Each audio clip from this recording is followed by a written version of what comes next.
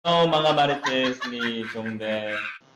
Annyeonghaseyo mga ka-anyong! Welcome to my channel, Anyong Sayo TV. Today's video, we will talk about Kim Soo-yeon. Only here on Anyong Chika Update!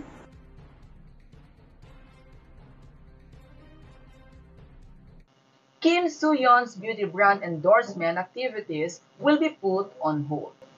Due to the recent allegations to actor Kim Soo-yeon and the accusation released by the late actress Kim Se-ron's aunt, some endorsements of Kim Soo-yeon are closely monitoring the situation.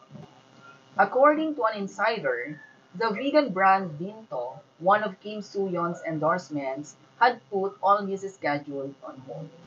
An Jie Binto CEO released a statement and said, all employees have been checking the facts and discussing how to go about the situation. Currently, all planned schedules related to the model have been put on hold. On the other hand, it was also reported that other endorsements of Kim Soo-yeon as a model are also discussing the current situation internally. Korean netizens who are known with their cancel culture are also demanding that companies should drop him as their model before they face boycotts. That's it mga kaanyong. What can you say about the accusation and allegation Kim Soo-yeon is facing right now?